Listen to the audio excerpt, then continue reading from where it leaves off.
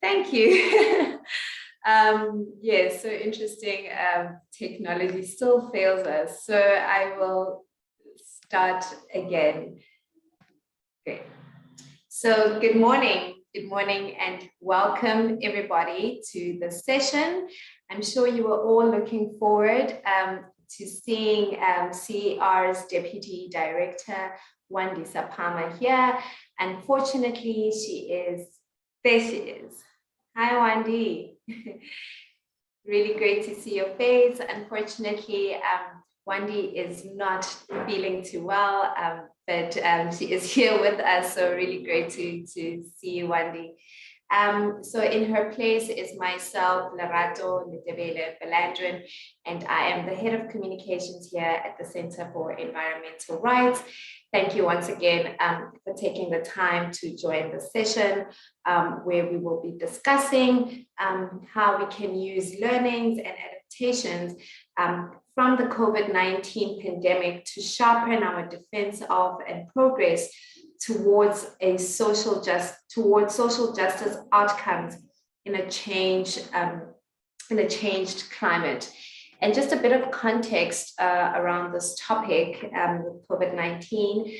The COVID-19 pandemic has posed an unprecedented challenge to almost every aspect of our society and exposed the extreme vulnerabilities of our economic and social systems to a global crisis that largely caught the world by surprise. Locally, we also saw just how precarious our food security systems are, with the multitude of civil society interventions having to step in and ensure that people don't go hungry as usual systems and supply chains were disrupted. At the same time, the pandemic has also given rise to a new regulatory interventions and new social support structures, and generally forced a much expanded tolerance for change and adaptation than was thought possible. We have also seen how much the state and civil society can efficiently organize when there is an agreed collective challenge or emergency to overcome. What this kind of response requires is a shared understanding of the challenges and the political will to mobilize all resources available to meet them. Like the pandemic, the climate change crisis affects all of us. It is not unexpected and is directly caused by human activity. Climate change is set to exacerbate every social injustice and threat to human rights, life, dignity, gender equality, safe housing, healthcare, access to safe drinking water, access to food, migration and refugees, children's rights, livelihood strategies, social stability, and peace. And with that, I would now like to introduce our guests that we have here, and I will also give them some space to tell us a little bit about themselves. First, we have got Professor Deborah Roberts. Professor Deborah Roberts is currently head of the Sustainable and Resilient City Initiatives Unit in eThekwini Municipality. Professor Deborah has worked extensively with the Intergovernmental Panel on Climate Change, which we hope we'll hear more about. And of course, she has also been listed as in the list of the world's 100 most influential people in climate policy. So welcome, Professor Deborah. We have also Andrew Beanie, who's here with us. Andrew is the research coordinator at the African Center for Biodiversity, and he has a master's degree in development and environmental sociology, and is currently working on his PhD on the agrarian question, the politics of food and grassroots organizing in South Africa at the University of Wits in Johannesburg. So welcome to you, Andrew. We also have Dr. Garrett Barnwell. Dr. Garrett Barnwell is a clinical psychologist in private practice community psychology practitioner, University Research Committee postdoctoral research fellow at the University of Johannesburg's Faculty of Humanities. Dr. Barnwell has also released, he's released amongst a lot of reports he's worked on. He's also recently released a report, an expert report on behalf of, commissioned by the Center for Environmental Rights, and to support the work around other organizations called the African Climate Alliance, Groundwork and Environmental Movement. And Dr. Barnwell has been quoted to say that the psychological and mental health consequences of climate change in South Africa is basically, we are at a tipping point, and we need to be doing more to ensure that these issues are part of our conversations. And then we have got Bompateleni Makaurlela, who is an Indigenous knowledge practitioner. Since 2000, she graduated with a degree from the University of Benda in education. She has been igniting enthusiasm to bring back Mopu Foundation, which is basically principled around the Venda cultural traditions. Mpate is also very passionate about Indigenous knowledge, rooted in creating spaces for spirituality practices and her calling from her ancestors. So welcome to you as well, and welcome to all our guests. And to basically kick us off, I'm going to pose a question, and perhaps I'll put it out there, and maybe perhaps Professor Deborah can get us started on if you could tell us some of the work or initiatives that you are currently engaged in, that you can share, that one, hopefully and inspire us, provide some amount of inspiration, but most importantly also reveal any red flags that we should be considering when it comes to response to shocks like climate change and pandemics. Professor Deborah? Thanks, Lorato, and good morning to everyone who's joining this particular session. Welcome. So, Lorato, you drew a connection between our experiences with the COVID pandemic and the challenges that society is in fact facing as a result of climate change. And perhaps the first observation I want to make is that usefully for the COVID pandemic, we have vaccines. You can't vaccinate against climate change. And the most recent report from the Intergovernmental Panel on Climate Change, which looks at the physical changes in the Earth's system, tells us a very alarming story. It obviously underscores the fact that the changes we're seeing in the climate system are now entirely due to human activities. And there is no doubt, the scientists, who are a very conservative bunch, indicate that our role in that change is now unequivocal. We now know to be a statement of fact. But perhaps what is more worrying is our civilization has grown up over the last 11,000 years in a very stable period of the Earth's climate. But that report really points to the fact that the changes we're seeing now are entirely unprecedented. So the overall changes in the climate system are changes we've not seen in hundreds and thousands of years. And there are some aspects of that change, such as the levels of carbon dioxide we've put into the atmosphere as a result of our industry, our transport, our food production, our impact on biodiversity, that we haven't seen in 2 million years. And so effectively what you've got is that the human species has taken control of the planet. It's almost like we've got a learner driver now behind the wheel of the planet. And as with all learner drivers, they're not necessarily the safest people to have behind the wheel. So that's the initial findings of the IPCC's Working Group 1. I am co-chair of Working Group 2. And Working Group 2 answers the so what question. So Working Group 1 says this is how the Earth is changing, this is how the climate systems are changing. They've pointed to these unprecedented changes. They've also alerted us to the fact that we must be thinking about low probability, high impact events. We can no longer remove those from our radar. The working group 2, and we'll only release our report in February next year, talks to us about the so what. What does that mean for human and natural communities around the world? And unfortunately, I'm bound by confidentiality. I can't talk to the findings of that report yet. But this week, I've been sitting through a meeting that the IPCC is co-sponsoring with UN Habitat and the Global Covenant of Mayors, looking at climate change in cities. And one of the big messages, which you should not be surprised if it's echoed in the IPCC reports, is this huge implementation gap, the ability to deal with these unprecedented changes. We simply don't have systems in place to deal with the world that we are currently engaging with. And that means these changes tend to have the biggest impact on the poor and the vulnerable. So it is likely that things like COVID, climate change are going to increase inequity unless there's a dramatic change in our development path, our pattern of governance. And so this is it's almost this existential question we're now facing as a human species. Thanks, Lerato. Thank you so much, Professor Jedburgh. And I have got Andrew next in line. Yes, Andrew, if you could share with us what you're working on, any inspirations, any red flags when we think about our response to climate change and pandemics.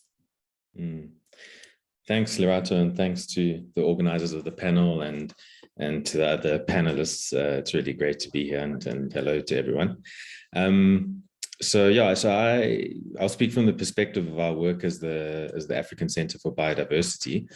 We're based in Johannesburg, but we work essentially in African continent-wide networks with other movements, small farmer organizations, other civil society organizations on research and advocacy and policy work related to agri-food systems on the continent.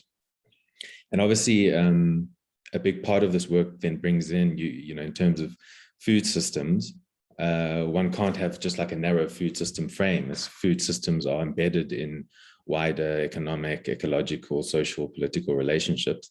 And one of the kind of biggest signs of that is the climate crisis, where the industrial food system is the single largest contributor really to the emissions that cause climate change. And food systems themselves are then really intimately impacted, and the ability to feed ourselves is really intimately impacted by the impacts of the climate crisis. So just a couple of things that I'd like to speak to from some of our more recent work, if you will, is, we from a lot of our thinking and our work and our research is kind of from a movement perspective. So we recently kind of just undertook some research on particular shocks hitting the African continent. Like Cyclone Idai in Mozambique, the locust impacts in East Africa, the Horn of Africa, through the lens of Ethiopia, the Ebola epidemics in DRC and Central and West Africa. Just to look into, as part of broadening our thinking about how we think about food systems and ecological crisis and economic crisis and so on.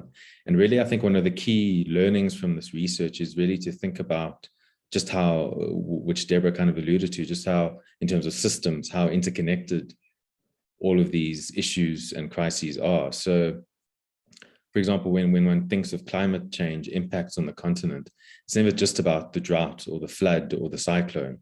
What shapes those impacts are also the conditions, the pre-existing conditions, if you will, shaped by the economy, shaped by inequality, shaped by African position in the global economy, imperialism, shaped by, the nature of democracies, the position, for example, of smallholders in the political system, and so on. So it really just shows how interconnected the climate crisis is with the biodiversity crisis, with contradictions of the industrial food system, with the functioning of governments, and also, of course, with pandemics. So, for example, pandemics reveal problems in how they're not just a scientific occurrence, they reveal problems in how our societies are organized. And from, for example, the African vantage point, if we look at the DRC, Democratic Republic of the Congo, the kind of Ebola outbreaks really has to be rooted in the DRC's position in the global economy, what it means for people at ground level. So, for example, how extractivism, both in mining and in agricultural extractivism, large-scale plantations and so on, patterns of trade and finance and all that. Through those, people lose land, they lose forests, people go hungry, and it's those same conditions that lead to outbreaks of pandemics like Ebola. So essentially my point of this, and trying to bring it back down to the South African context, if you will, is that really, I think one of the key learnings is COVID reveals just how interconnected our crises are and the big challenges that it poses and opportunities for the types of transformations that are necessary for climate justice. I think, what Deborah was speaking to about the systems that need to change, and that the systems aren't there. That really, to think about climate justice is also to think about quite deep economic and social transformations that are needed. And I think that's something, speaking to public interest law is quite an interesting question. Where does one locate public interest law in that? If I can just raise one more issue, sorry, I hope I'm not going too much over time. But one of the other big issues we're working on, and I think which is also poses big questions for us now at a time of climate crisis, is this issue of multi-stakeholderism, and especially corporate multi-stakeholderism at the global level, which is about really taking decision-making outside of, intergovernmental bodies like the UN and all the sort of state processes that are involved there, and taking it out of that domain into domains that are more enable better corporate control, for example, over what we would call false solutions to our ecological crises. And a big example of that we worked on recently is the UN Food System Summit.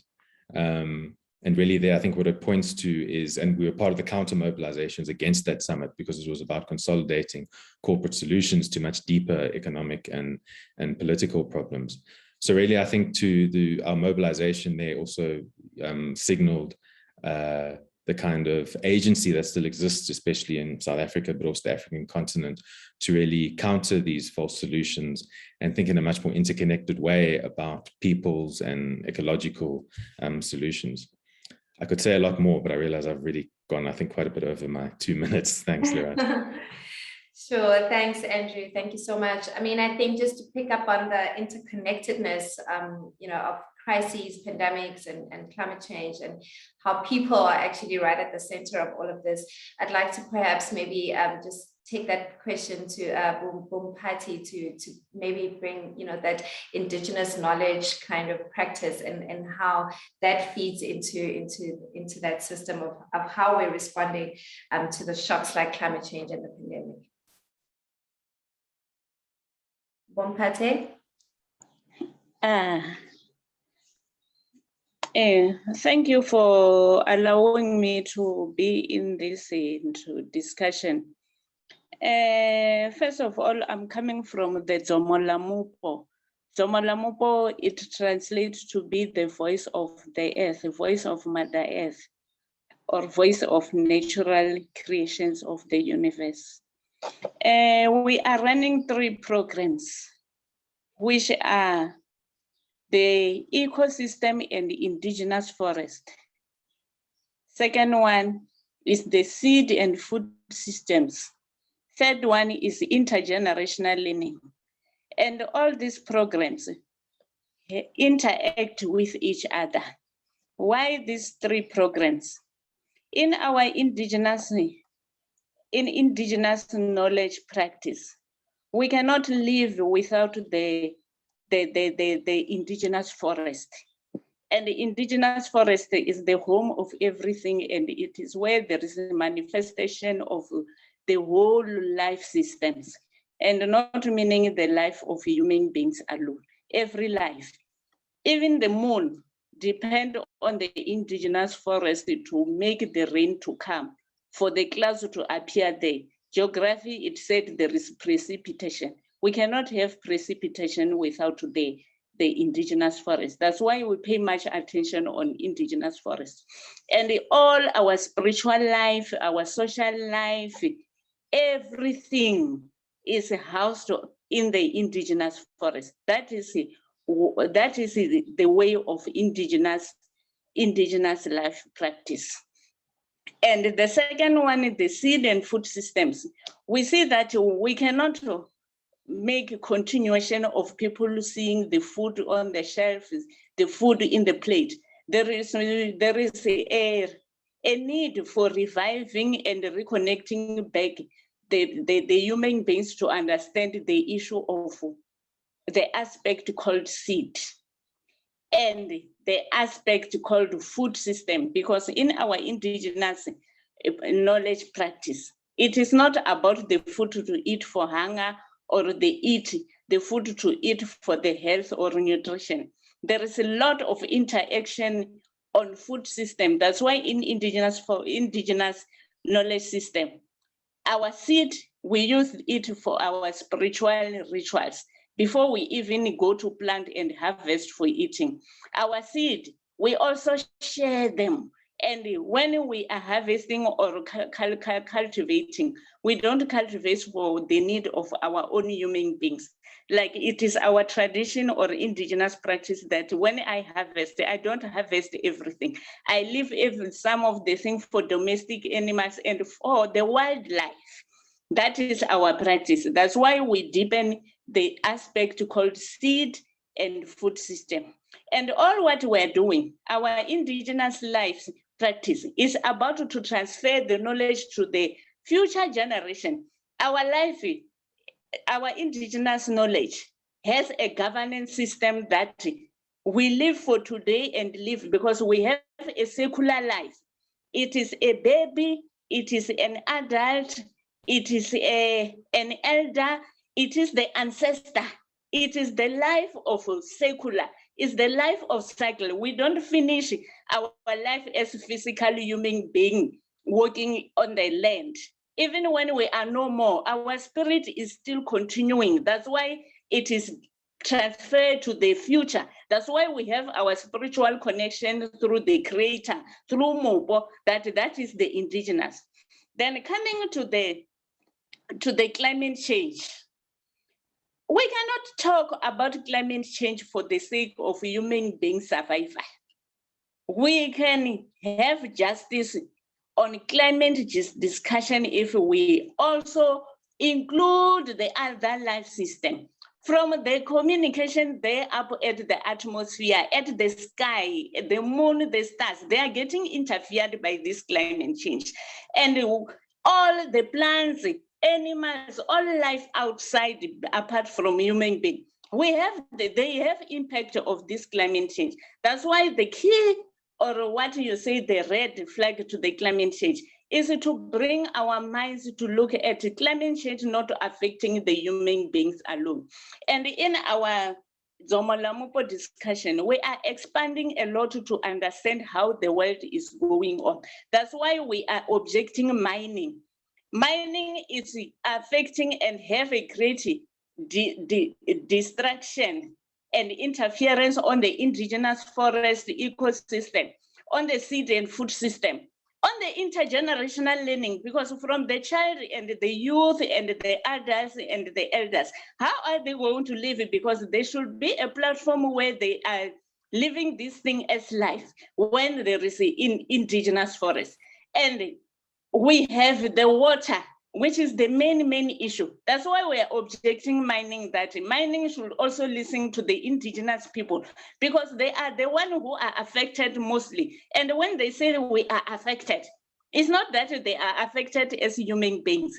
They are bringing out the bad impact, because the soil, the trees, the plants, the animals, which are their totems, they are also affected. This is what we are doing. I will conclude by that we are also concentrating on goal 1, 2, 3, 15, and 14 for the sustainable goals, which we see that when we expand our advocacy, will also look at towards that. That's why we need the policymakers, the people who are in the legal window, to also pay attention on the indigenous system voices. Thank you. Dolivo. Vumpachi, and Professor Garrett Barnwell, if you could share with us your insights and relate it back to some of the work that you're doing. I just got a job promotion with the professor there.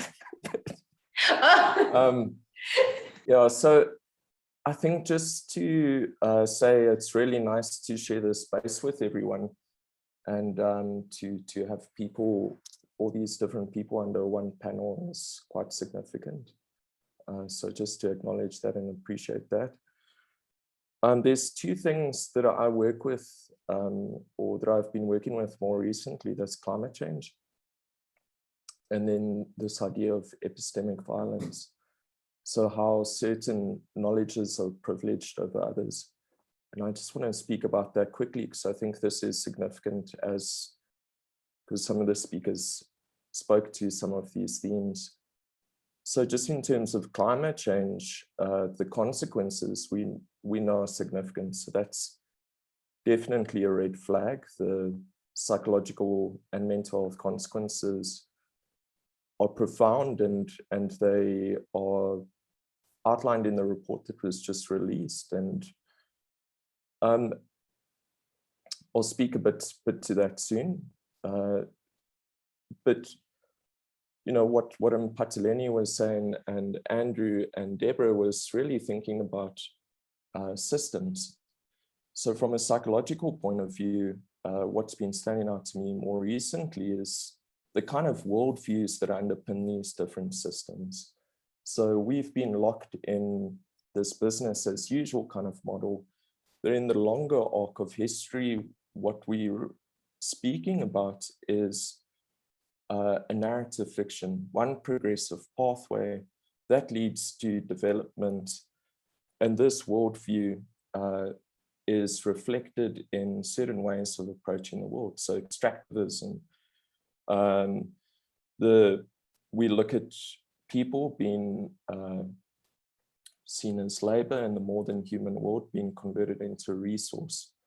And I think that this kind of logic has reflects in many different domains. So I spent 2 weeks ago with Mphatheleni in Limpopo, and reflecting on some of the public participation processes, where the kind of discourses that are taking place within these public participation processes really don't relate to what many concerns are of communities.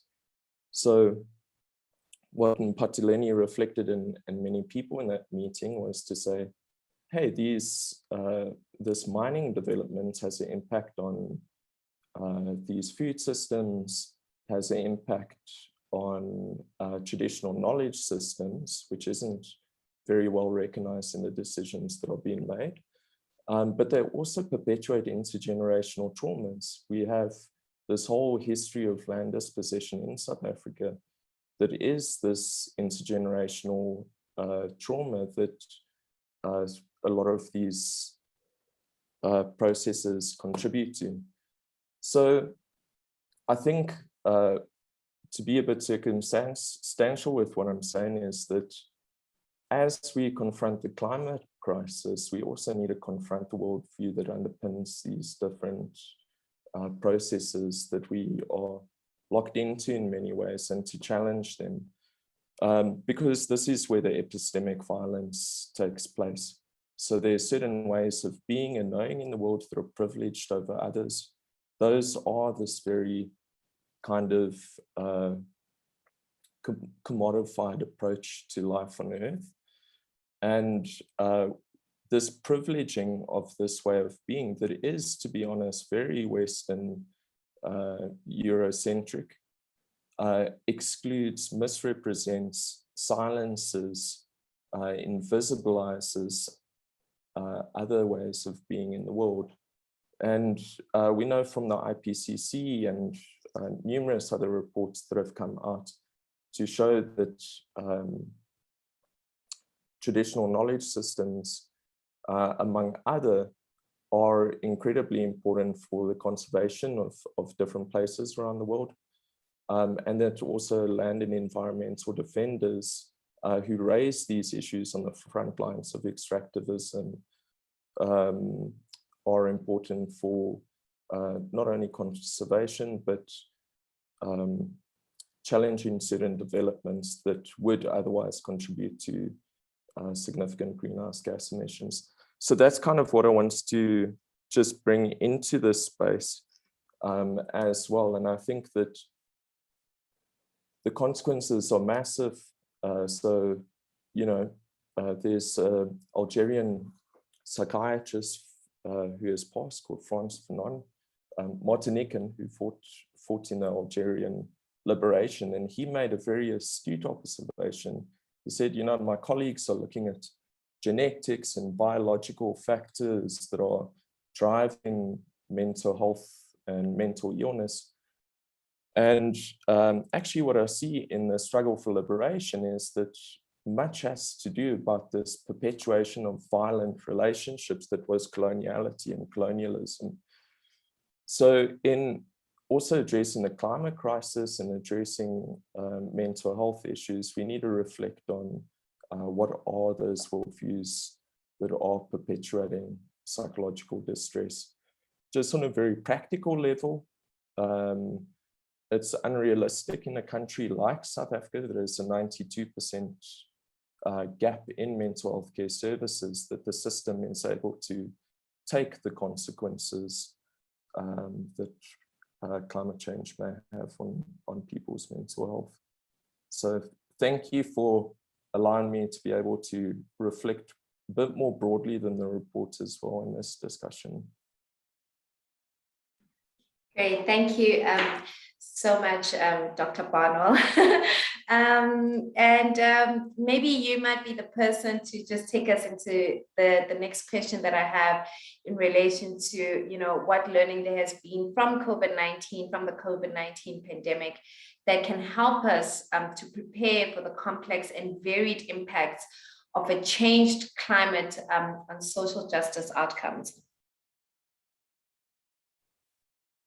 I think I'll just be very brief and leave the comments to others, but from a mental health perspective, so the COVID pandemic, I don't think we've really been faced with such large-scale events before.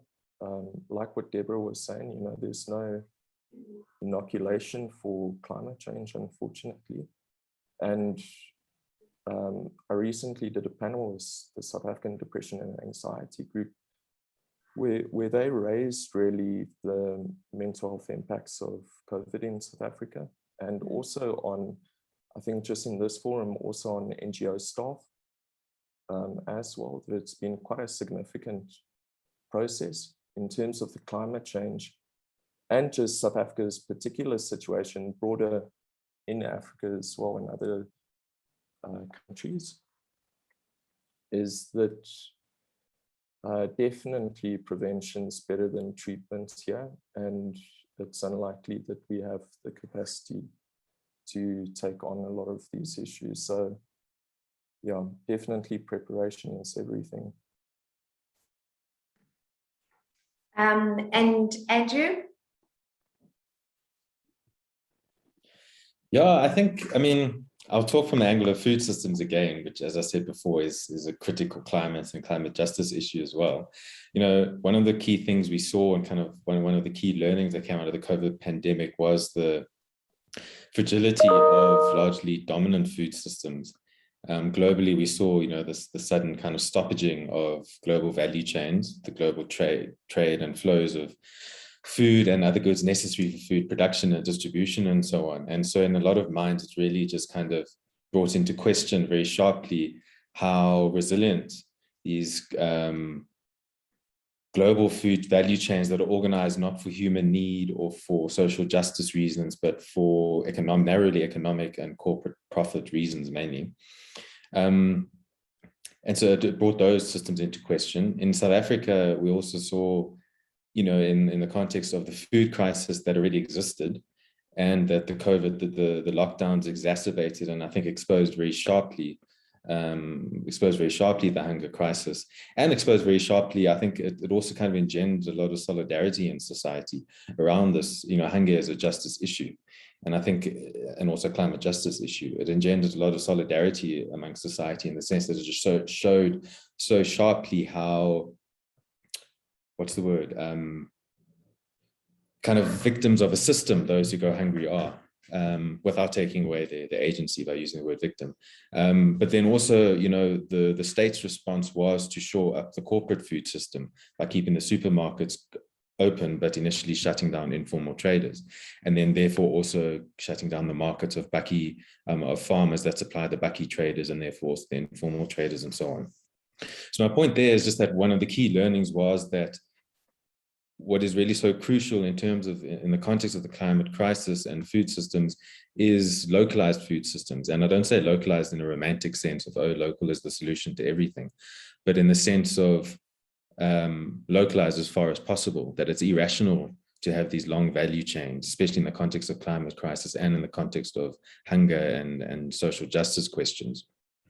And so I think it brought a lot to the fore. One of the key learnings was the necessity of people's agency in organizing food systems, rather than just up their state policy and corporate prerogatives in organizing food systems.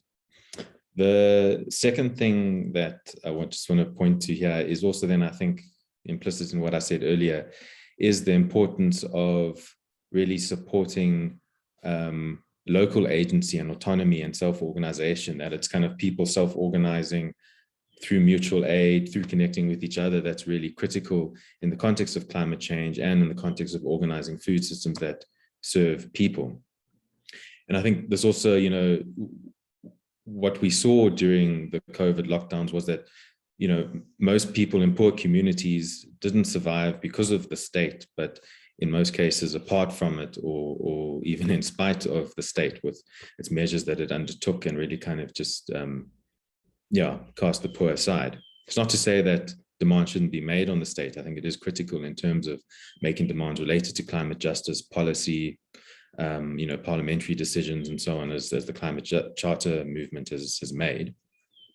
But I think also the third point I'd like to speak to is how it really revealed the need for a generalized pushback, that in terms of the forces that are undermining life on the planet, all life, which Mpate spoke to, not just human life, but life at so many levels, is that, you know, specific instances of injustice, linked to what I was saying about interconnectedness earlier, specific instances of injustice are always reflections of these larger intersecting processes. And so I think the COVID situation brought to the fore real deep questions about how do we act as social justice and climate justice agents in ways that don't just respond to specific instances of injustice, but also push back against, you know, larger forces and create the space for people's activity and people's solutions.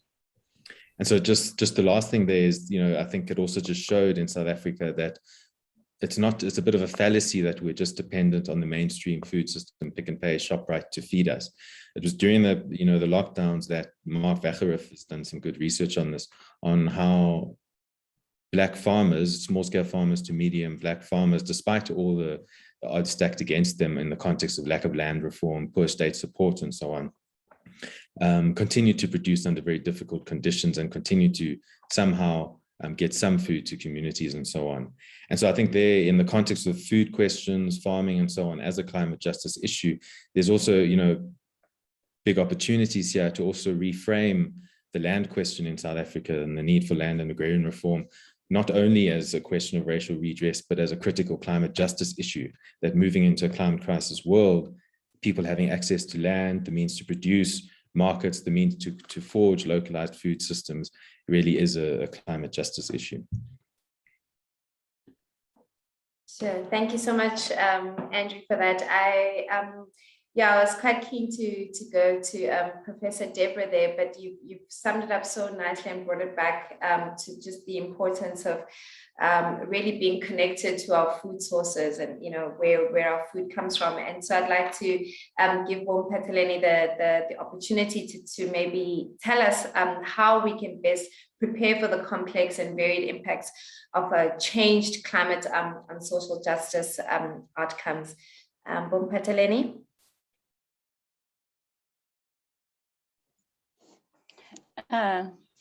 And I think the pandemic has showed us or teach us a lot about who we are. Because if we look, or if there can be a way or a strategy to go to the community levels, and how did they get impacted by the COVID, and how did they manage to survive. Coming back to the indigenous knowledge into practice, we have learning cases where during pandemic, people remember back the homes, people remember back the old ways. There were people who were doing household farming. There were many gardenings in the yards, where we end up not people going to the shop to buy even spinach. Lots of food were coming from the soil. And this is how we can see the community resilience on climate change. And if that can be an attention to bring back the people to who they are, depend on the land. And also, the other thing around Wembe district, we have cases of pandemic, but there were many ways of trying to survive this.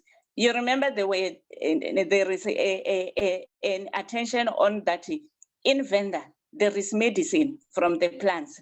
There is medicine in the rivers. There is medicine in the mountains. And the traditional healers, as we are, we also have the resilience on the climate change. And this is what can be taken attention that COVID or pandemic has taught us something about to value about the way we are created. And there was a huge question around us as healers that we are hearing the pandemic is also is affecting the lungs, the breathing systems. And we were questioning ourselves, if it is really a disease, why not animals? Because they breathe. Why these other wildlife? Because they breathe, not affected by the air or the wind of this virus, which is coming and affect the lungs. Why not the lungs of lions, lungs of elephants, lungs of frogs, lungs of everything? Which also teaches us that if we value the indigenous forest, there is a way to deal with climate change and even the other things which are coming like the pandemic, if we value.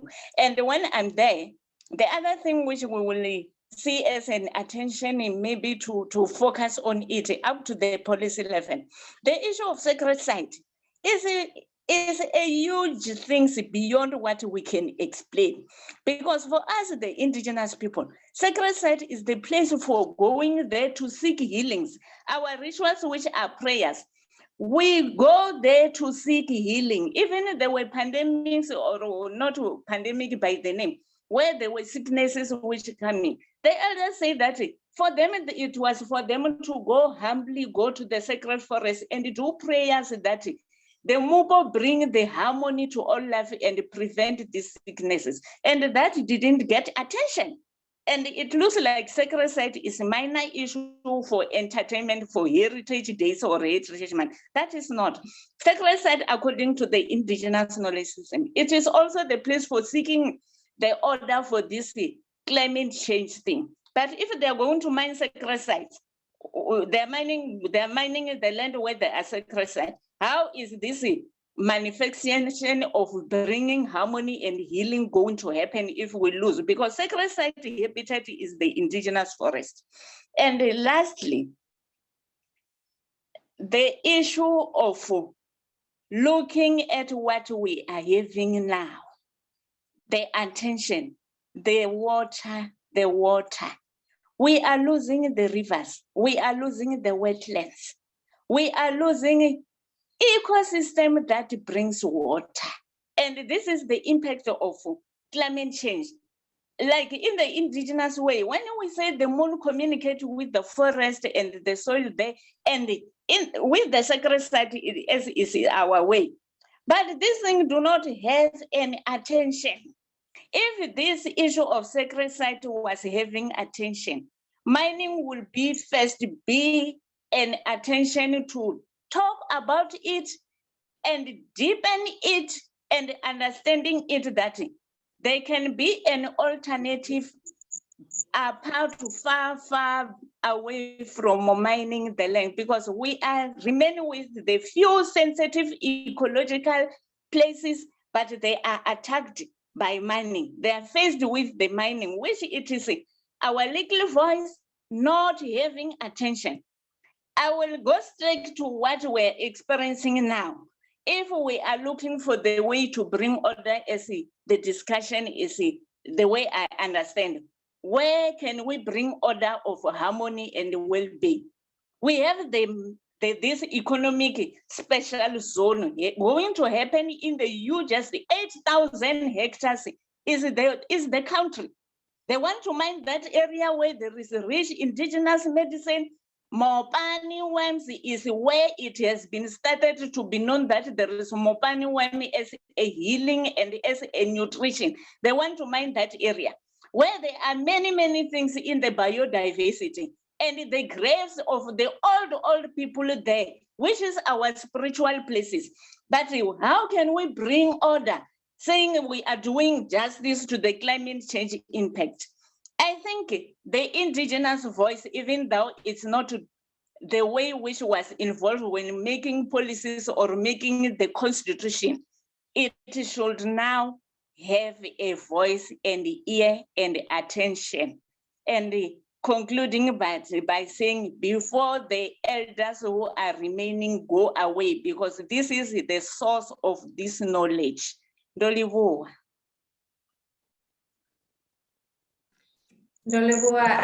Pate, and if we could just hear from Professor Deborah in relation to the learnings from the COVID-19 pandemic that can help us to prepare for a complex and varied impacts of a changed climate on social justice outcomes. Thanks, Loretta, and it's really been inspiring to hear the inputs from the other panelists. I think if we reflect on the lessons learned from COVID-19, the current assessments that have come out of the IPCC, and here I'm thinking about the special report on global warming of 1.5, indicated that if we're going to respond ambitiously to the climate change challenge, we would need to see transitions in global systems. So business as usual was simply not going to get us to where we needed to be. But I think, you know, those kind of statements are hard to visualize. And what COVID did is it gave us a sense of the scale of global action that would be required to tackle the climate change challenge. We suddenly pushed the off switch on the globe. And we saw a drop in greenhouse gas emissions. We saw nature returning to the cities. And I'm deeply encouraged by Mpataleni's emphasis on biodiversity, because climate change and biodiversity have to be handled together. They're one and the same problem. So we began to see not only the scale at which action needed to happen, we needed a whole of society response. And that's what COVID showed we could bring to the table. We saw emissions dropping by 7% overall. But it also showed the flaw in our systems, because the moment we got a handle on the pandemic, the vaccines started to roll out, the emissions started to escalate again. And so that reduction is but a minor blip. The opportunity afforded by the massive financial mobilization around green recovery, which COVID spurred, which was a very positive thing, is not being utilized to effect the enormous transition in the economic system that is required. And both Gareth and Andrew have picked up on this point, that we need to be thinking much more locally about context-specific changes if we're to move in a positive direction. But we've also got to critically analyze our current development trajectory. And I think Mpataleni's, you know, really questioning that. She's questioning the value system that has led to this problem. So COVID has shown that faced with an enormous, unprecedented challenge, we can act together, we can act globally.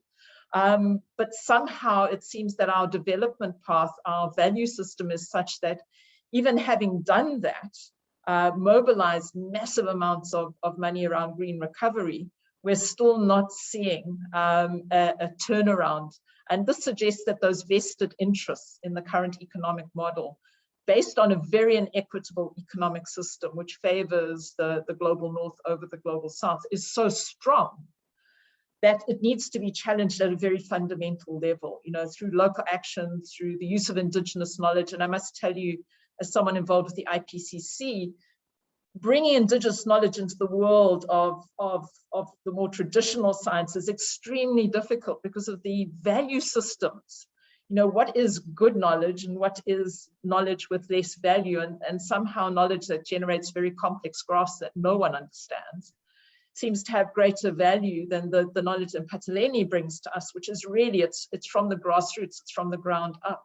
And I think it's a challenge to value systems. COVID has indicated we've got the vaccine apartheid. So again, another problem, that inequity is so deeply ingrained. And so I think COVID, the climate change crisis, the biodiversity crisis have all indicated that the underlying problem is this issue of inequity and a value system which is no longer fit for purpose. But because there are so many vested interests in maintaining that system, it's a very hard system to turn around, with the result that we do get these implementation gaps. We're not getting money going to the right people. It's not going to the local communities. We're not harnessing the indigenous knowledge to inform our decision making. You know, the more traditional physical and natural sciences really battle to engage with indigenous knowledge in a meaningful way, to offer policymakers a sense of what the real options are in terms of decision making. So, you know, I go back to the point that I made in terms of my original input. I truly believe this is an existential question we're asking. You know, the continuation of our species really does depend on us adopting a new approach to development, and we don't seem to be able to deliver that, certainly not in the time that's required for climate change. We know that the next 5 to 10 years from a science point of view is critical, but COVID has shown us that even with this biggest push, this biggest mobilization, probably the biggest show of global solidarity we've ever had, we can't stick to the knitting. We somehow fall back into old patterns which don't respect indigenous knowledge, which don't localize, which don't challenge the prevailing status quo. Thanks very much, Lorette. Thank you so much, Professor Roberts, and maybe just staying with you there and coming back to our next question on obviously using this moment of social transition to accelerate climate action. How can we better prepare for a changed climate and propel, you know, for greater equity around mitigation and adaptation? Thanks, Dorota. I suppose it builds out on the contribution I've just made. And again, I go back to the special report on 1.5, which indicates that we have to have a whole of society response. Not a single individual, not a single community, not a single city, business or government can sit out the response. But our governance systems don't allow everyone to the table. Some people are privileged and sit at the table, control the resources and the decision making, while others don't. And I'll give you a very practical example from my life as a local government official, which is my other day job. You know, our resilience work in Durban has shown that probably the greatest challenge to the city's long-term resilience and sustainability is growing informality. And what is informality? It's merely people saying, look, the city you're building doesn't work for me. And therefore I'm going to either build my own city or my own economy. And we're not prioritizing that message in the way we think about our cities in Africa. It certainly up until 2014, the position of national government was that we would get rid of informal settlements rather than seeing them as a key message about perhaps a different type of development path in African cities that welcomed in the poor and vulnerable and gave them an opportunity, the right to the city to benefit from being in that urban space. And certainly our resilience work, you know, it's been challenging because the moment you raise informality as an important part of African urbanization, not something to be rid of, not wanting to romanticize it, but something that sends a clear message and that we need to work with in order to draw more people to the table, it upsets all of the traditional local government pushes. You know, I've had leadership saying, but if we prioritize informality, what will overseas investors think? will they want to invest in such a city? And we're not seeing the city as the place that we've made our home for 6,000 years. We're seeing it as an economic platform. And again, I think we need to find ways of opening up the discussion, of welcoming new people to the table, because that's the only way we get different views and we take different decisions and we allocate resources in a different way.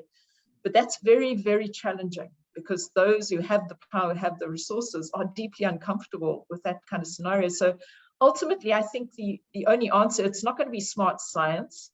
It's not going to be a brand new technology that swoops in to save us. I truly believe that if this is going to be a turnkey moment, it's going to have to be civil society mobilization.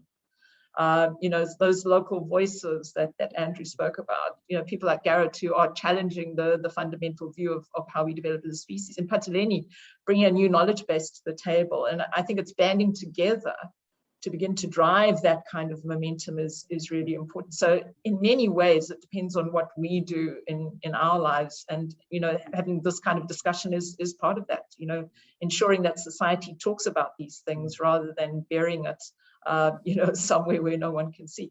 Thanks, Loretta. Thank you so much, Professor. Informality, very interesting. And maybe Pataleni could tell us, around the work she's doing, in the Indigenous knowledge practice, how we can prepare ourselves for mitigation and adaptation.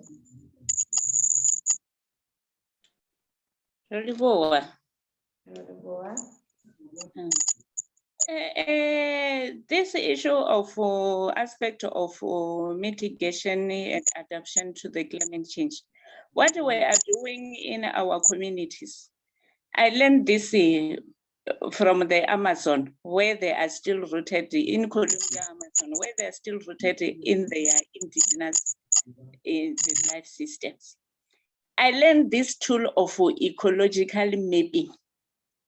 And this tool of ecological mapping is to sit together with a blank slate or a blank paper. Children, youth, elders, teachers, if they are there, we used to do with the teachers. Even in the government people, they are needed in this tool. Because through ecological mapping, this is where that question of how to bring the indigenous knowledge to inform decision makers. Even those who are the one who control decision making, they should be there in this process. When we do the ecological mapping, from the blank paper, we come with the interconnection of everything. Everything which make the life system, the living and non-living things, including the air, including up there at the sky, moon, everything. In the ecological mapping, when we do that, we bring the knowledge of the interconnection on how the creation, the mupo, in our language, the natural creation came to be and how they interact with each other. From that process, this is where we found the laws.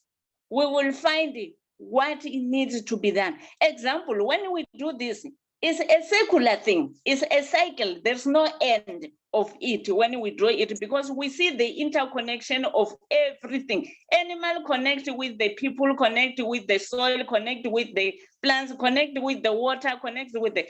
It's not just to map the river. We don't have a river when we don't have water, when we don't have soil, when we don't have the trees, when we don't have that liquid flowing there. This interconnection bring out the understanding on how can we take the decision. And this is what we are doing. Like 2 weeks back, we were doing our own practice of environmental impact assessment. How do we assess the impact of environment if they want to do mining? We were doing it on our own. And for us, it was the young people, after learning through this this ecological mapping, making presentation of their EIA in the form of presenting the ecological map. And this ecological map, we do the ecological map of the territory, which goes up there at the sky and the moon, the sun, the stars, the function of the stars, because people do make decisions. They don't even make attention or pay attention on mitigation and adaptation, because they don't even see the moon is connected to their decision making when they say, hey, we have to adapt climate change by bringing and limiting and forming another carbon. The people who are making gases, they don't even know that the moon has a function. But the children were presenting the communication of the moon to the up here where we are. This is how I see on mitigation and the adaptation to this threat of climate change. It took a lot for the authority, government from highest up there to the community level to gather to do this.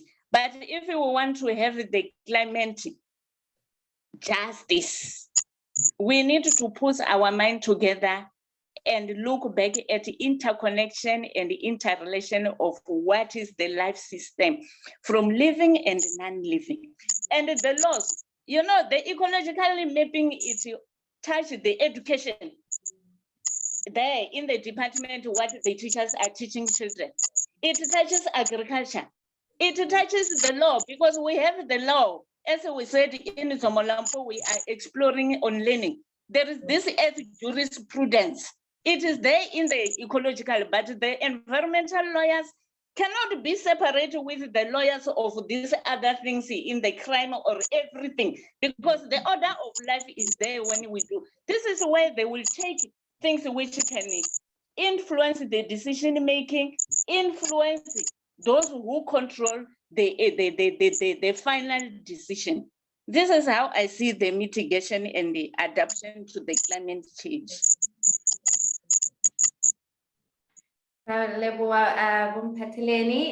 Definitely interconnectedness, interrelations and the order of life, and really great to see that you're working with young people as well and making sure that they understand these issues.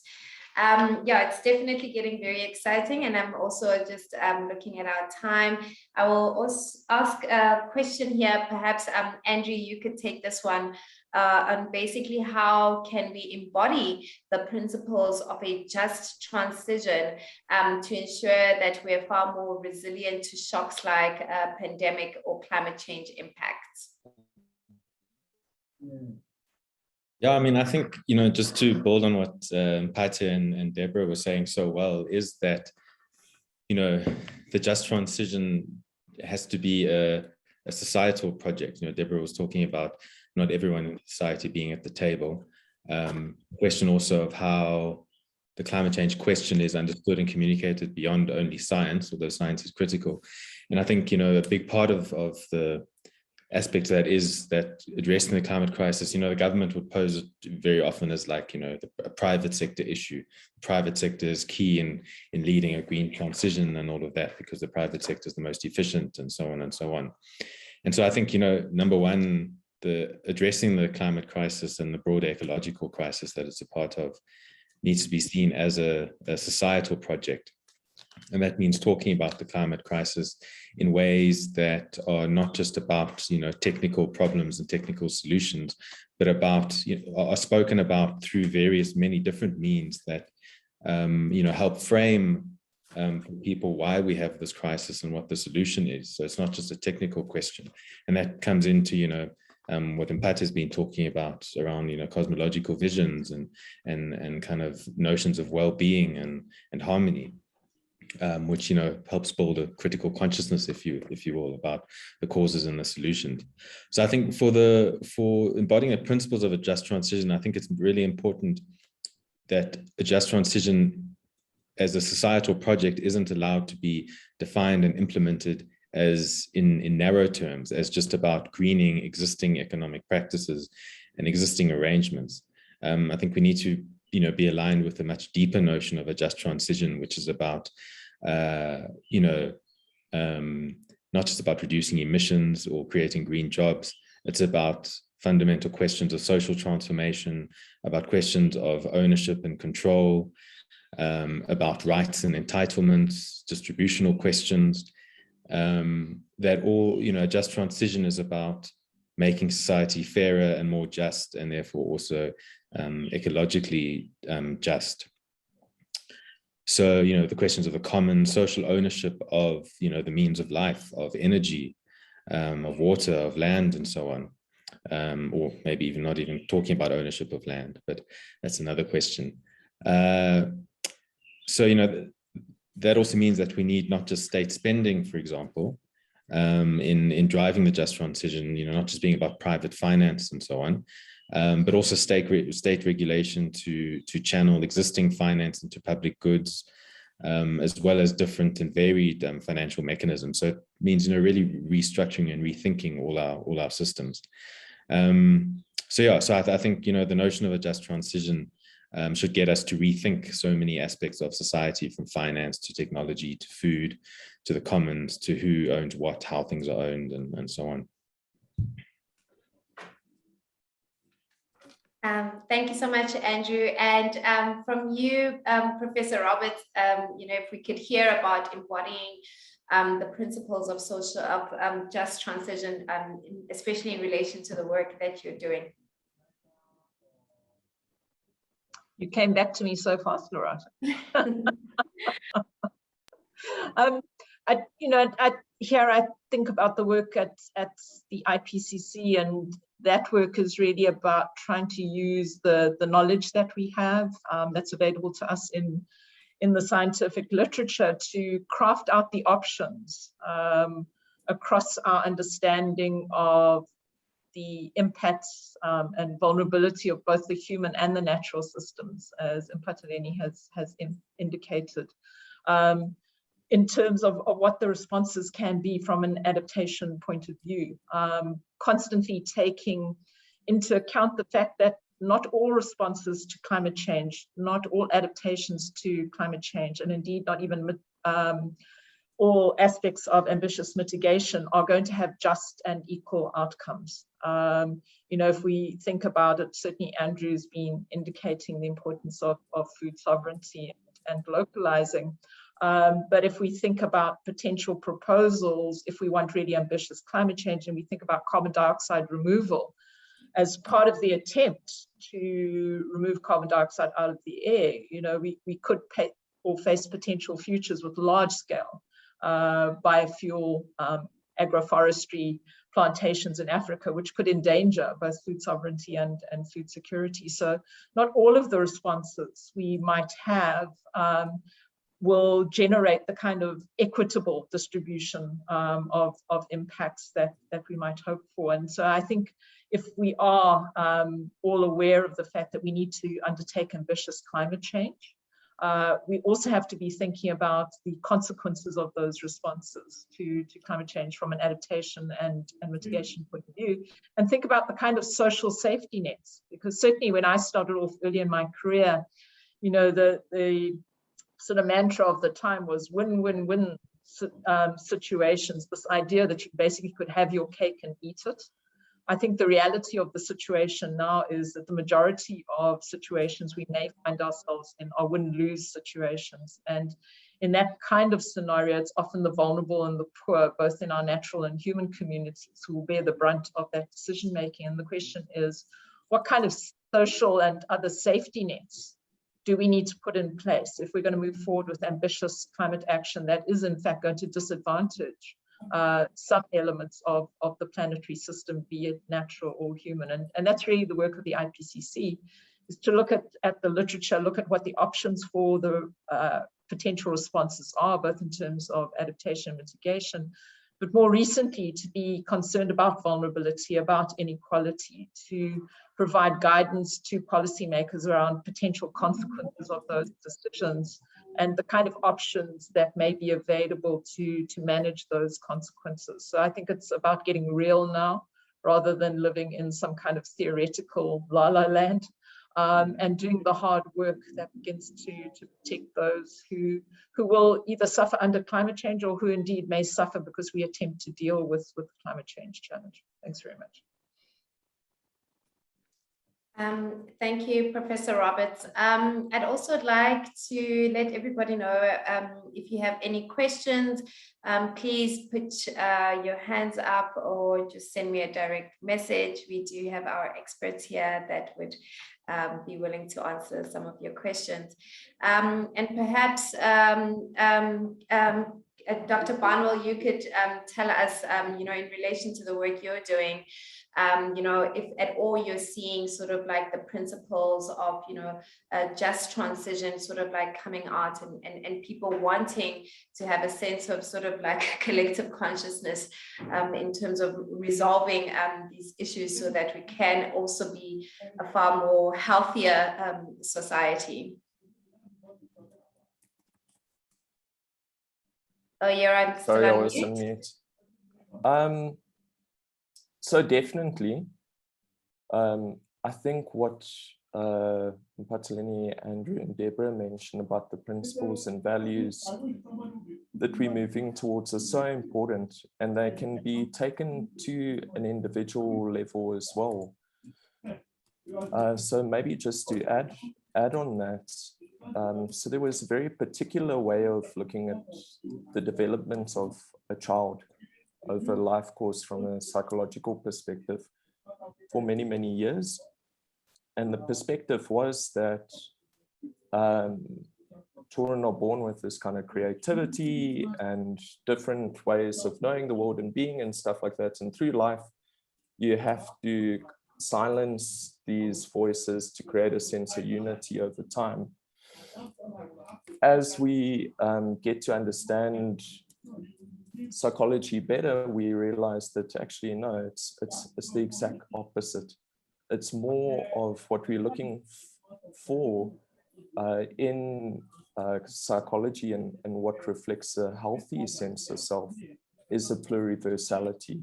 So having different voices, and that one voice doesn't cancel out the rights of others and stuff. So from a psychological perspective, if I look more broadly at the moment that we're in, and I think some of those values of the just transition is to look at these pluriversal politics, those coalitions across difference, many of which I think Mphatheleni's practices kind of embody, as well as the work of the Center for Environmental Rights and the work that Andrew's doing, and this IPCC looking more broadly. I'm so sorry. I'm so sorry, Dr. Barnwell. If I could please ask Rita to just mute yourself. We're having some background noise there. And Khutlalele, if you could just please mute yourself. And yes, please, anybody who is not speaking or presenting, if you could mute yourself. Thank you so much.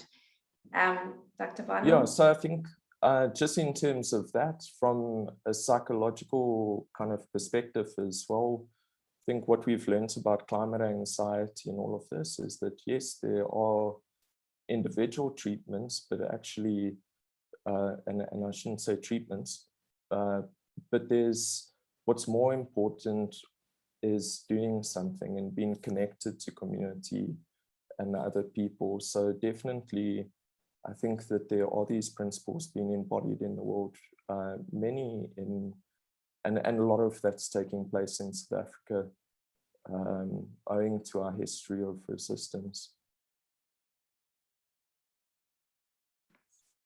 Thank you so much, Dr. Barnwell. Andrew, is there anything you would like to add there when it comes to this principle of a just transition that we need to embody?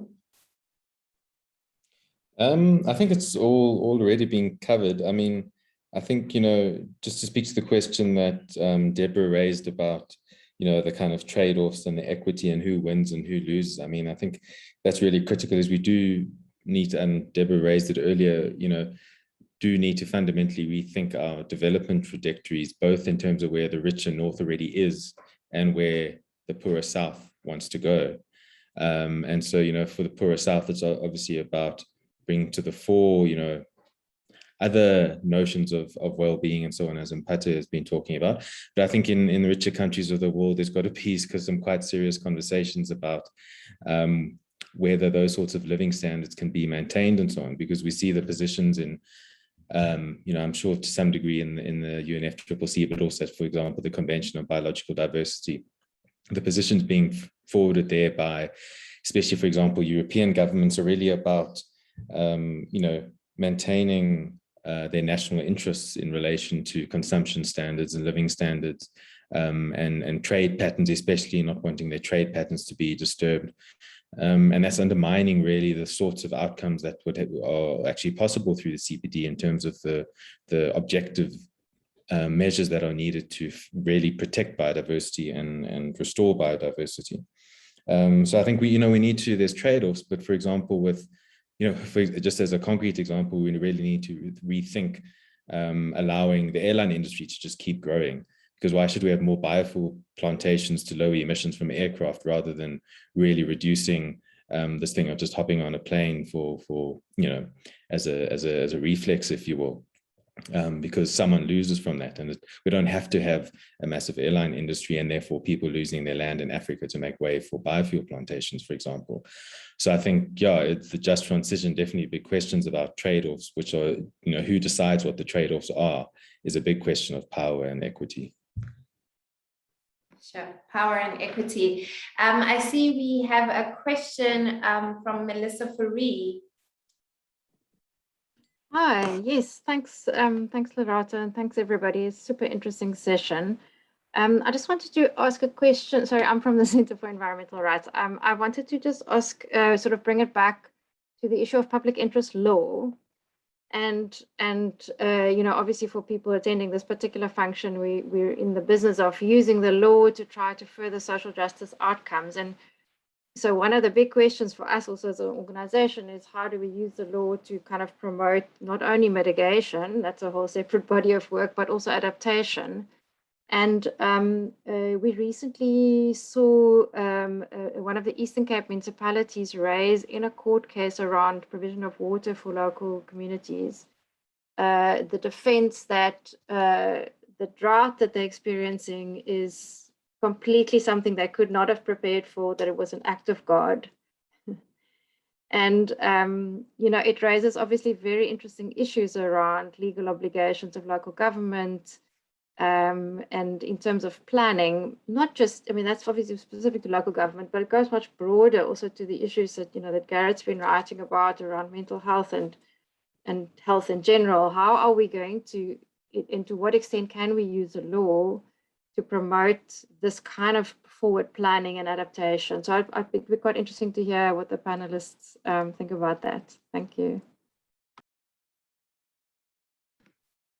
Thanks, Melissa. Any takers, Andrew, Professor Roberts? Professor? Yeah, you know, I think the challenge, and Melissa, just thinking about the example you've cited, the difficulty is the attribution from the science side.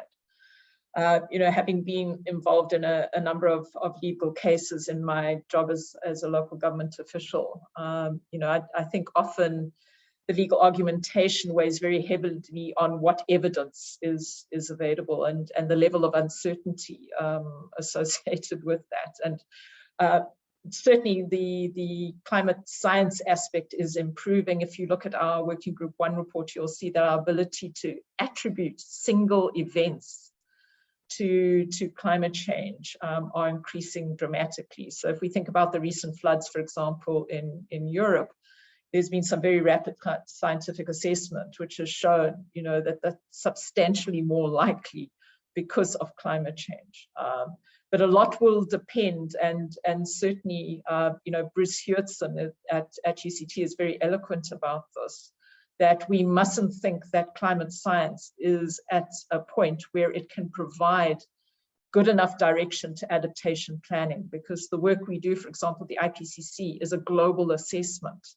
And I can tell you at a local government level, which is my other life, that's virtually useless to me, it's telling me that temperature is going to increase and rainfall patterns are going to change. That's of no hope or no help to me. I need to know how that will impact the Durban area that I'm responsible for. And so there's a lot of work that I think needs to be done on the science side before the kind of certainty my experience of the law requires in arguing and putting a burden, for example, on government of forward planning around things like droughts and extreme events will be required. Because we've got general indicators, but the certainty, certainly from an adaptation side, because that is so context specific, is not there. So I think, you know, we're getting there, but my experience suggests that we don't have good enough science that's going to help you at this point. We're heading in that right direction, but I think we're still in a tricky transition period. Thanks, Loretta. Thank you, Professor Roberts. I'm not sure if anyone else from the panel would like to contribute to that. Okay. I mean, I can. Yes, go ahead, Andrew. I was going to say I can try. I mean, and I hope it's not too abstract, but I think, you know, I'm not a public interest lawyer, so maybe my question to the public interest lawyer audience here also is, what does everything we've been talking about here mean for public interest law practitioners as well? It would be interesting to hear from them, from the audience. But, you know, just kind of one thought, and like I said, I hope it's not too abstract, but I think, you know, perhaps if we think our discussion has been, what about all these kind of drivers and the interconnected drivers of climate change, and how do we think about the responses politically and socially and philosophically and so on? What could that mean for, or how can that, you know, help frame and guide strategic legal interventions then? And perhaps, you know, one part of the question, and again, maybe I'm saying this a bit naively as a non-public interest lawyer, so forgive me if I am, but in terms of also the framing of legal cases, so like the legal case against water, how can, around the water issue in, is it Makanda, I think, you know, how can that be framed beyond just the legal technicalities of it, that speaks to a wider societal issue and wider societal project? Like, I'm just thinking, you know, there's obviously, I'm sure, many examples, but I'm just thinking like the Amadiba case on the right to informed consent on the Wild Coast. You know, that was a legal case, but so much politics, if you will, and mobilization was done around it that really was aimed at getting this legal case into the public discourse, to frame it as more than just a legal intervention, but fundamentally, and I think importantly, an emotive issue, a moral issue. You know, so kind of, yeah, so my example there is trying to say that, you know, perhaps one answer to Melissa's question is how to embed public interest law and its practice in kind of moral questions in society and political and social and ethical questions quite deliberately. Thanks, Andrew. I'm sure you have given some attorneys some thinking to do there. Yeah, and just once again, I'm looking at our time. I know the session comes to a close at 12:45.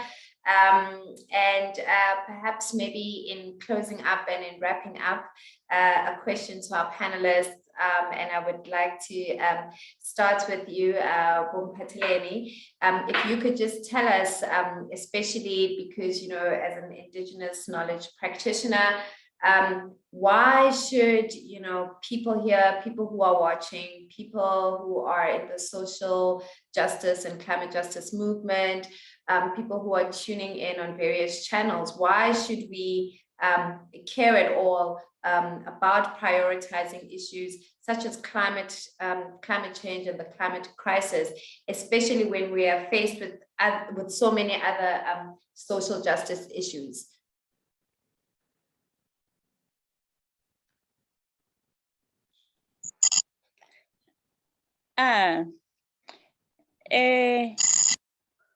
Whether it's natural forces or human drivers to the climate change,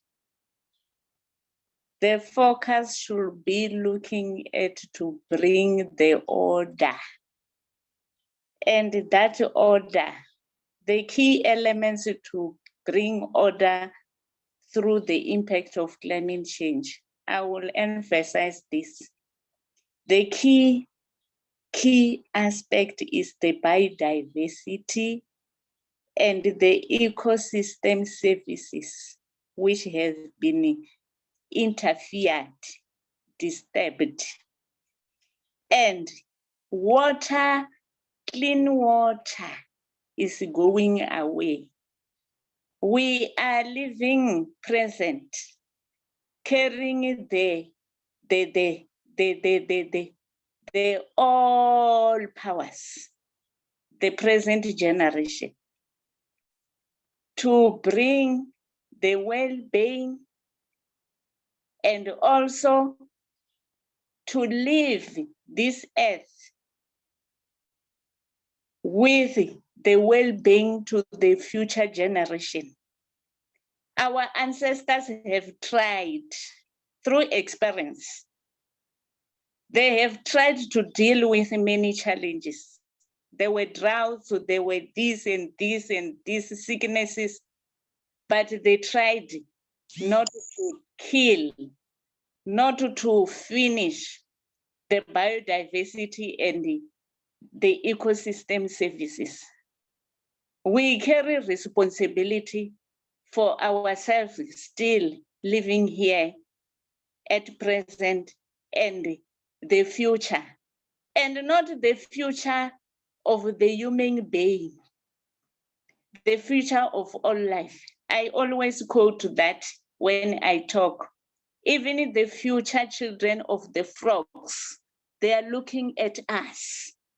The future children of the birds, the future children of all seeds, the future children of all animals, even the stars up there, the moon, they're looking at us, human beings. And this is what I will emphasize. I believe there was indigenous life in all communities around the world. Even though it's lost, but finding the road to go back to bring order is when we care about the biodiversity and the ecosystem services. Ndikoleboa.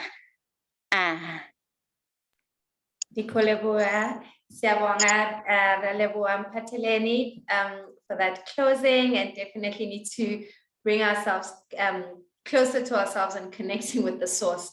Dr. Barnwell, some closing words from you, and why should we be caring about, climate change, climate impacts, as well as mental health impact as a result of climate change when faced with so many other social justice issues? Yeah, I think maybe just briefly, what we've heard today in the panel is that these aren't separate issues. So as people, climate change isn't the only thing that's affecting us, and it stands to amplify as well many of the other kind of social challenges that we face. So I think that that's something, being able to see climate change is interconnected to all other issues, as well as part of that systems kind of thinking.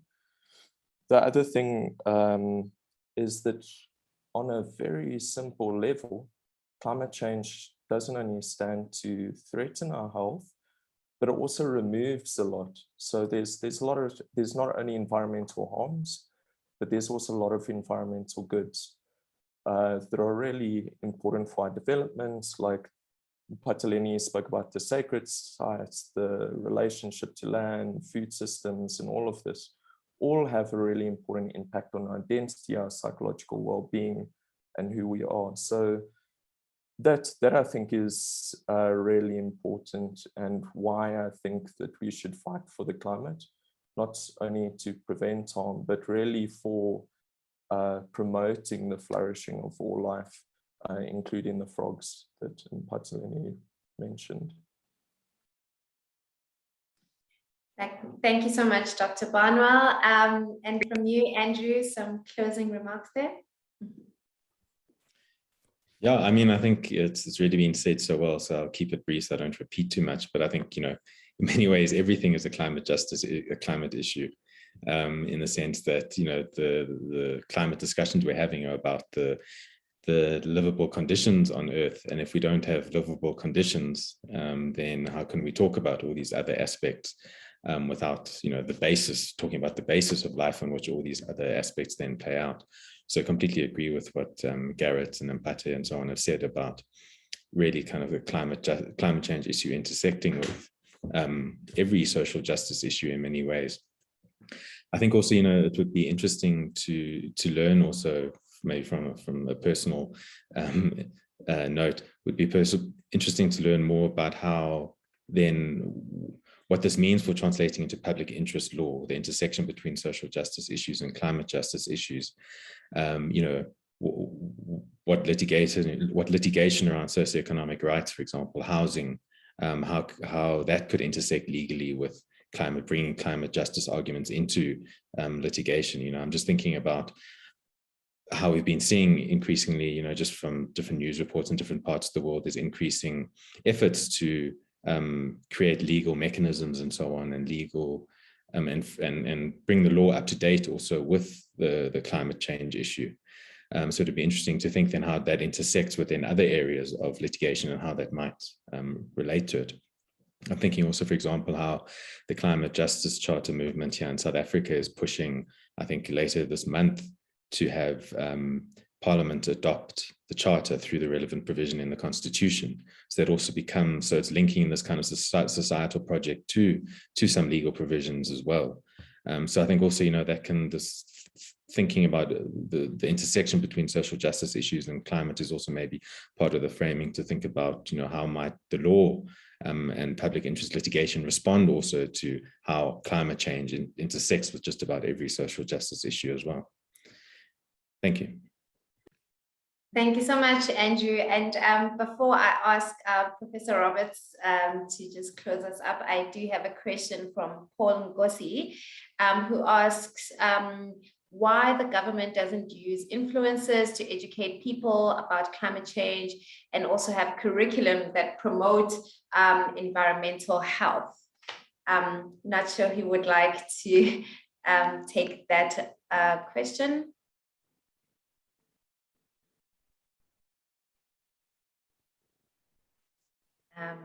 Andrew, Bompateleni. I think the driving force is the situation we're having in South Africa. We reached democracy, and we reaching democracy was the ego finance, ego money. If this thing does not get a way to get out of people's mind, is difficult. It's going to be difficult. This ego money, like now they are talking about mining the area while we have what we're talking about climate change, because mining is the driving of the ego for money. Even in the curriculum, they are teaching children that the curriculum is for you to get a job and earn money. I think this is going, I think Dr. Garrett can understand that better than me. The inside there, the ego of money making, corruption is on the table today. That's my response to that. They are avoiding that because it would block money. Thank you. Thank you so much, Mpateleni. And definitely, I think as we've pointed out, these issues are so interrelated, and so all sectors of society, all different government departments basically need to be working with the likes of Professor Roberts and, reading IPCC reports and catching up with science and ensuring that basically, future generations are well equipped and educated to deal with these issues that are coming up. And so in closing, Professor Roberts, if you could, yes, please just let us know, with all these social issues that we're facing, why should people, climate justice, social justice movements, why should we still be bothered by climate change and climate impacts? Thanks, Lorata. I think as Africans, we need to be particularly concerned because climate change isn't a one size fits all. The regional impacts of global climate change are very different. The part of the world that all of us on this call live in is heating twice as fast as the remainder of the world. So the reason we need to be concerned is, as Mphatheleni has argued vociferously on this call, if you're interested in feeding yourself, if you're interested in having water when you open the tap, if you're interested in having clean air to breathe, then you've got to deal with climate change. Climate change isn't an environmental issue, it's a developmental issue. So if the aspiration is being a developmental state to equalize people's access to basic services, to ensure well-being, you're going to have to deal with climate change, because it's going to undermine development options going forward. We know for our part of the world, an increase in droughts. We had Cape Town being almost the first city in recorded history becoming a city to run out of water. I mean, it didn't, but it was very close. And we've already, for example, got Nelson Mandela talking about the same kind of thing. And if you've heard Francois Engelbrecht talk about his big fear for the future is a day zero for the Gauteng region. So if you're interested in development, in well-being of people, you've got to deal with climate change. Even more worrying in an unequal society such as ours, it not only impacts on the development options going forward, it will undermine existing development. And so there will be little hope then of having an equitable and just society. So throughout any notion of climate change being an environmental issue, it's not that anymore. It's a deep socioeconomic issue. And a lot of that is pinned to creating a just and equal society. So if we're to go forward, there's no option to deal with climate change. But again, we shouldn't see that as a sort of behemoth, a silo, a holy grail, because climate change is linked to biodiversity loss, is linked to the current level of pollution in the world. And so there are a number of things, there are a number of dominoes that need to fall if we're interested in that society that's good for everyone on the planet. Thanks, Loretta. Thank you so much, Professor Roberts, and definitely reminding us that climate change is not an environmental issue, but really a developmental issue, and that's really what we should be looking at. So with that, I would like to thank my guests, Professor Roberts for joining us, Andrew Bini, Dr. Garrett Bannell, and Mphatheleni Makaulela for this really invigorating and informative conversation. I can see why PILG is actually such an annual success. These conversations are really, really important. So thank you all for joining us and taking the time to be a part of this conversation. Thank you. Thank you. Thank you. Thanks, fellow panelists. Thanks, everyone. Thanks, everyone. Hi, everyone. Just a quick technical note. In the next session that follows this break, we're again going to be in breakout rooms. So what you need to do now is just click the blue button that says leave room at the bottom right.